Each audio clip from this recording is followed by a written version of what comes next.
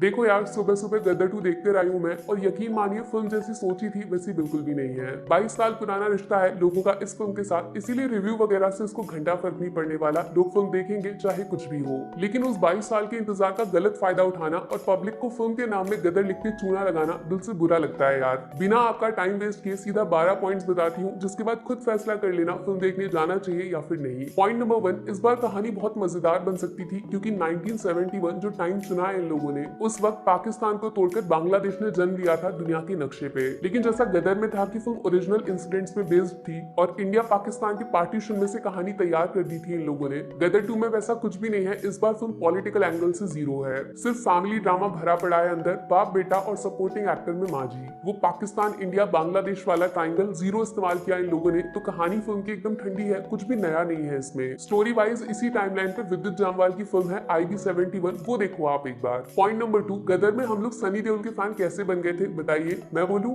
उनके डायलॉग्स और उस डायलॉग को बोलने का तरीका, एक एक शब्द सीधा कानों से दिल दिमाग तक पहुंचता है। अब सोचो सनी देओल से उनके डायलॉग्स छीन लिए जाएं पूरी तरह, सिर्फ हर सीन में उनको जोर से चिल्लाने को बोला जाए, कोई सेंस बनेगा इस शोर शराबे का? गदर 2 की राइटिंग बहुत खराब है लिटरली, डायलॉग्स तो छोड़ो आप, नॉर्मल कन्वर्सेशन दो लोगों के बीच में एकदम बोरिंग है। पॉइंट नंबर 3, गदर 2 के साथ जिस बात का सबसे बड़ा डर था वो सच हो चुका है। कुछ लोगों ने बोला था ना कि डायरेक्टर साहब के पास वाकई कोई कहानी है बताने को, या फिर सिर्फ अपने बेटे के करियर को बचाने का बहाना है ये। सैडली दूसरा वाला ऑप्शन एकदम सही निकला, दिल पे पत्थर रख के बोल रही हूँ इस बात को मैं। फर्स्ट हाफ पूरी तरह उत्कर्ष शर्मा को दिया गया है, जबकि सेकंड हाफ में सनी देओल को याद किया जाता है फिल्म की डूबती नैया बचाने के लिए। अगर आप पैसा खर्च कर रहे हो सनी सर के नाम पे, तो भैया 50% वापस मांगने का हक बनता है आपका डायरेक्टर से। यहीं से निकलता है पॉइंट नंबर 4, एक्चुअली जो 50% फिल्म का हिस्सा दिया गया इन दो नए कैरेक्टर्स को, वो सबसे ज्यादा वर्स्ट पार्ट है इस पूरी फिल्म का। कोशिश हुई थी पूरी तरह सकीना वाली लव स्टोरी को रिपीट करने की, लेकिन निब्बा निब्बी वाला लव एंगल ज्यादा बन गया, जिसको देखकर इश्क मोहब्बत नहीं सिर्फ और सिर्फ नींद आएगी आपको। ऐसा क्यों हुआ उसका जवाब छुपा है पॉइंट नंबर 5 में, जिसकी हेडलाइन है ओवर एक्टिंग। बॉस सिर्फ एक काम करो, फिल्म से आप सनी देओल को थोड़ी देर के लिए हटा के देखो, तो बाकी जितने भी लोग अंदर दिख रहे हैं सबने जी तोड़ मेहनत से ओवर एक्टिंग की है। आपस में कंपटीशन कर रहे हैं कौन कितनी ओवर एक्टिंग करेगा। ऊपर मैंने आपको बताया राइटिंग तो खराब है ही, इसीलिए डायलॉग्स वीक हैं, लेकिन जिस तरह ये लोग इनको बोलते हैं वो फिल्म को और ज्यादा नुकसान पहुंचाता है। पॉइंट नंबर 6, गदर में हम जिस तारा सिंह से मिले थे वो हाथ पैरों की लड़ाई में विश्वास रखता था, इसीलिए उसका एक्शन रॉ नेचुरल मासी लगता था, जिसकी वजह से सनी देओल का स्क्रीन प्रेजेंस खतरनाक था। लेकिन गदर 2 के एक्शन सीन्स टोटली एवरेज है, कोई एक भी सीन में आपको वो पुराना वाला तारा सिंह नहीं मिलेगा। सिर्फ एनिमेशन और VFX के दम पर गाड़ियां हवा में उड़ाना, इसको गदर नहीं बोलते, सॉरी।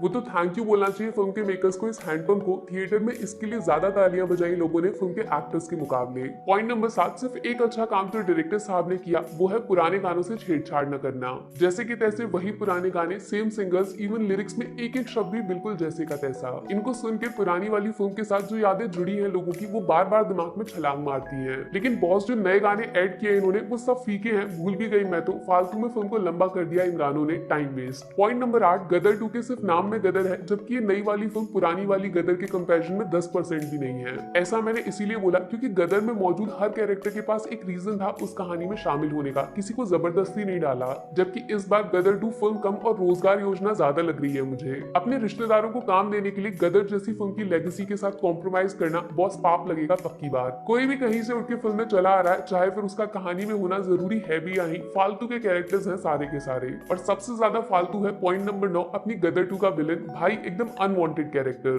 कहाँ आप उम्मीद लगा रहे थे कि अमरीश पुरी सर के बगल में खड़े होने वाला कोई कैरेक्टर तैयार किया जाएगा गदर 2 में? हकीकत में इस फिल्म का विलन ऐसा लग रहा है अपने कैरेक्टर का मजाक उड़ा रहा है, मतलब कॉमेडी ज्यादा बना दिया, एक्शन कम। जो फेस ऑफ होना चाहिए था तारा सिंह का पाकिस्तान के अंदर घुस के एक बराबरी के विलन से, वो शेर वर्सेस बकरी की लड़ाई बन के रह गई। इसीलिए जो फिल्म एंड होती है ना, तो आपको वो फीलिंग आएगी नहीं कि तारा सिंह को जरा सी भी दिक्कत हुई पाकिस्तान के अंदर। सिर्फ सिगार जलाने से कोई विलन नहीं बन जाता, ये सबसे बड़ा सबक मिलेगा बॉलीवुड के डायरेक्टर्स को, राइटिंग, एक्टिंग और कहानी जरूरी होती है। पॉइंट नंबर 10 में मैं वो बोलूंगी जो आप लोग सुनना चाहते हो गदर 2 के बारे में, अच्छी बात, पॉजिटिव्स। सनी देओल और फिल्म के लास्ट के 15 मिनट, बस यही वो चीज है जिसकी वजह से आप फिल्म के टिकट का पैसा बर्बाद नहीं समझोगे। यहाँ पे क्लासिक सनी देओल का तारा सिंह अवतार नजर आएगा, थोड़ा देर से आएंगे और कम देर के लिए आएंगे, लेकिन सामने वाले का पैंट गीला कर जाएंगे। एक अच्छा मैसेज देने की भी कोशिश की है सनी देओल ने फिल्म के क्लाइमेक्स में, जिसको सुनकर शायद कुछ लोगों को मिर्ची लग जाए, लेकिन तारा सिंह की बात सुननी पड़ेगी। पॉइंट नंबर 11, अमीषा पटेल का इस फिल्म में होना ना होना एक बराबर है। मतलब जिस सकीना की वजह से पूरी गदर की शुरुआत हुई वो गायब है इस बार।